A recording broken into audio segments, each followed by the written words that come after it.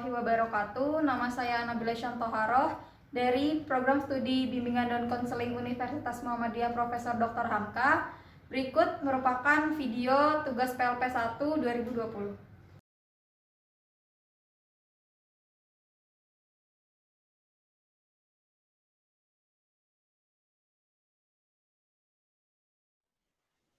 Bismillahirrahmanirrahim. Assalamualaikum warahmatullahi wabarakatuh. Waalaikumsalam warahmatullahi wabarakatuh. Baiklah Bapak, untuk pertanyaan yang pertama, bolehkah kami diperkenalkan dan dijelaskan mengenai visi dan misi dari SMP Negeri 9 Jakarta? Baik, pertanyaan pertama yang akan saya jelaskan yaitu yang akan saya jawab mengenai visi dan misi sekolah SMP 9. Untuk visi SMP 9 yaitu unggul dalam prestasi, beragam dalam kompetensi, berbudi pekerti luhur, berwawasan lingkungan berdasarkan iman dan takwa terhadap Tuhan Yang Maha Esa. Misinya apa saja sih? Satu, melaksanakan layanan pembelajaran yang aktif, kreatif, inovatif, terus efektif, menyenangkan, dan tercapainya kompetensi religi, sosial, pengetahuan, dan keterampilan dengan kualifikasi minimal dengan baik. Yang kedua, meningkatkan kompetensi pendidik dan tenaga kependidikan. Yang ketiga, membangun karakter religius, ya, menulis mandiri, nasionalis, mandiri, gotong royong, integritas di dalam komunitas sekolah. Yang keempat, menjadikan sekolah yang bersih, sehat, asri, indah, dan menjadikan lingkungan sekolah sebagai media belajar. Yang kelima, yaitu mengoptimalkan kegiatan ekskul dalam pengembangan minat bakat peserta didik yang mampu meraih prestasi non-akademik. Oke, baik. Terima kasih Bapak atas penjelasan jawabannya, atas penjabaran visi misi dari SMP 9. Selanjutnya, lalu menurut Bapak Kepala Sekolah, sudah sejauh apa visi, misi, dan tujuan dari sekolah ini tercapai? Baik, terima kasih. Untuk capaian misi dan misi itu hampir 100% tercapai. Indikatornya apa? Dia selalu mengikuti kejuaraan-kejuaraan dan yang lainnya.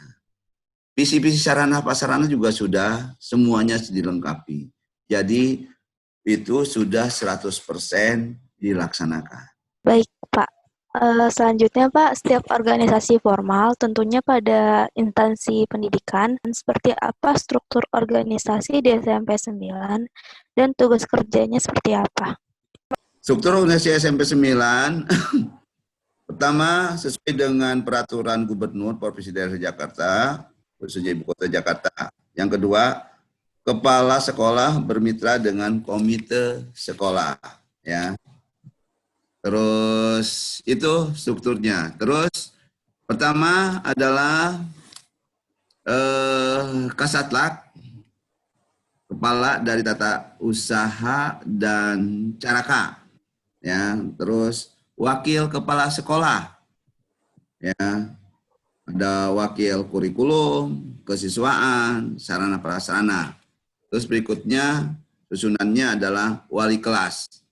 Yang terakhir adalah guru, ke bawahnya ada lagi siswa. Itu susunan organisasi yang ada di SMP. Terima kasih Bapak atas jawabannya.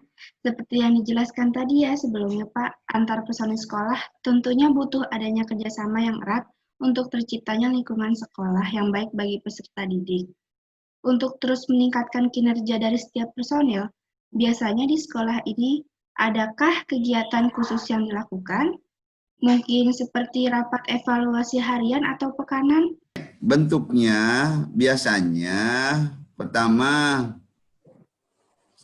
untuk kepala sekolah sebagai pimpinan di sekolah sebagai bertanggung jawab atas semua kegiatan di sekolah, ya. Terus melakukan kerjasama dengan komite, dengan kepala sekolah yang lain, melakukan rapat koordinasi, wakil kepala sekolah, kasatlank, guru, dan tata usaha. Selanjutnya, kami ingin bertanya mengenai kegiatan seremonial apa saja yang biasa dilakukan di SMP 9 ini. Kegiatan seremonial yang biasanya dilaksanakan yaitu upacara kenaikan bendera setiap hari Senin. Yang kedua, upacara hari-hari besar nasional. Berikutnya adalah memperingati hari besar agama, Maulud Nabi, Isra Mi'raj, terus dan yang lainnya. Ini adalah upacara Hari Pramuka, hari ulang tahun PGRI. Itu ya, acara-acara seremonial yang diselenggarakan di SMP 9. Terima kasih banyak Bapak untuk jawabannya. Iya, sama-sama.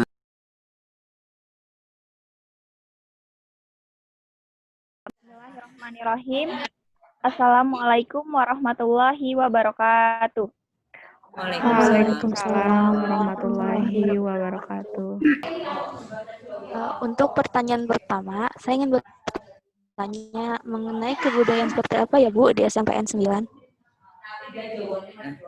Baik, untuk kebudayaan di SMP 9, kita membiasakan atau menyampaikan ke anak-anak, membiasakan 1, yaitu 5S. Anak-anak wajib senyum, sapa, salam, sopan, dan santun. Terus datang tepat waktu atau apapun kegiatan harus tepat waktu. Semangat belajar yang luar biasa, saling membantu, budaya bersih. Oke, untuk pertanyaan selanjutnya, Bu. Lalu bagaimana karakter peserta didik secara umum di SMP 9 Jakarta, Bu? Ya, karakteristik peserta didik di SMP 9, 1 yaitu harus disiplin, jujur, sopan, baik, dan rata-rata anak 9 itu pintar. Apa adakah peserta didik yang punya ciri khas sendiri dalam belajar di SMP 9 Jakarta ini, Bu? Satu kelas pun cara belajar mereka berbeda-beda. Ada yang dengan cara mendengarkan saja sudah bisa, ada yang cara melihat saja sudah bisa, ada yang cara belajarnya harus mencatat, harus mendengar, atau ada. Nah, saya menemukan anak yang semangat belajarnya kurang, akademiknya juga agak lemah. Kalau di kelas mungkin kalau terlena bisa tidur, itu ada. Baik, terima kasih Ibu atas sharingnya. Nah, Iya. di SMP 9 ini Bu, gitu, kira-kira layanan apa yang menjadi yang paling dibutuhkan gitu, yang sesuai dengan kebutuhan anak-anak peserta didik dari SMP 9 ini sehingga menjadi layanan yang paling sering diberikan selama Ibu menjadi guru BK di sekolah SMP Negeri 9. Nah, yang sering saya berikan untuk layanan di SMP 9 itu kan sesuai dengan kebutuhan tadi ya.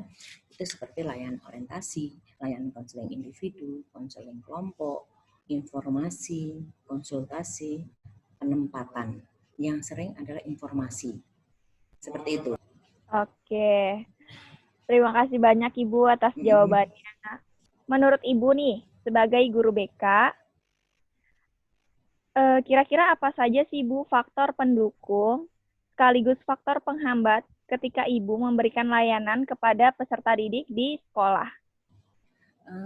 Faktor pendukung dalam proses pemberian layanan ada beberapa ya. Pertama untuk anak-anak yaitu ada layanan pendukungnya adalah aplikasi, instrumen, himpunan data, konferensi kasus, kunjungan rumah, tampilan kepustakaan, alih tangan kasus dan sebagainya. Penghambatnya dalam layanan ya biasanya kalau di 9 penghambatnya itu menurut saya itu adalah waktu. Jadi kita harus ekstra waktu. Baik Ibu, terima kasih banyak atas jawaban-jawaban dan informasi yang telah Ibu sampaikan. Alhamdulillah, jawaban dari Ibu Tuti Rahayu memberikan kami gambaran yang cukup mengenai pelayanan BK di SMP Negeri 9 Jakarta.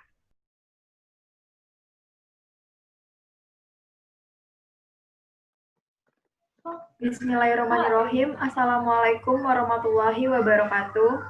Waalaikumsalam warahmatullahi wabarakatuh.